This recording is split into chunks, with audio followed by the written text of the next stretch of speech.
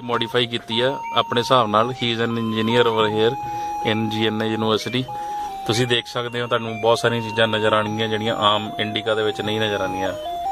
For example screen ਸੀਗਾ, systems, ਠੀਕ ਹੈ, ਵੁਡਨ ਇੰਟੀਰੀਅਰ, ਫਿਰ ਰਿਮੋਟ ਕੰਟਰੋਲਰ ਸੀਟ ਦੇ ਨਾਲ, ਸਵਿਚਸ ਸਾਨੂੰ ਨਜ਼ਰ ਆਉਣਗੇ ਨੀਚੇ, ਠੀਕ ਹੈ। ਸਾਇਰਨ ਦੀ ਆਵਾਜ਼ ਤੁਹਾਨੂੰ ਸੁਣ ਰਹੀ ਹੈ, ਇਹ ਸੀਟ ਬੈਲਟ ਲਈ ਹੈ।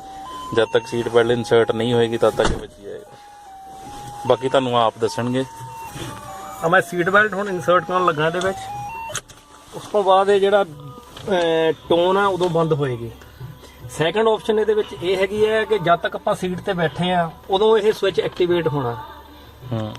ਬੈਠਣ ਤੋਂ ਬਾਅਦ ਇਹ ਐਕਟੀਵੇਟ ਹੋਏਗਾ। ਜਦੋਂ ਮੈਂ ਮੰਨ ਲਓ ਫੋਰ ਐਗਜ਼ਾਮਪਲ ਅਨਲੌਕ ਕੀਤਾ, ਟੋਨ ਵੱਜ ਗਈ, ਹੁਣ ਮੈਂ ਸੀਟ ਤੇ ਬੈਠਾ, ਹੁਣ ਟੋਨ ਵੱਜ ਰਹੀ ਹੈ। ਜਦੋਂ ਮੈਂ ਸੀਟ ਤੇ ਨਹੀਂ ਬੈਠਾ ਉਦੋਂ ਇਹ ਨਹੀਂ ਹੋਏਗਾ। ਦੋਨੋਂ ਸੀਟਾਂ ਦੇ ਵਿੱਚ ਇਹ ਆਪਸ਼ਨ ਹੈ। ਕਰਕੇ ਰਿਵਰਸ ਗੇਅਰ ਤੇ ਅੰਬੈਸਡਰ ਗੱਡੀ 'ਚ ਲਾਈਟਾਂ ਲਾਈਆਂ ਸੀਗੀਆਂ, ਉਸ ਤੋਂ ਬਾਅਦ ਮਰੂਤੀ ਜਾਣੀਆਂ ਸ਼ੁਰੂ ਹੋਈਆਂ। ਠੀਕ ਹੈ ਜੀ। ਹਾਂਜੀ।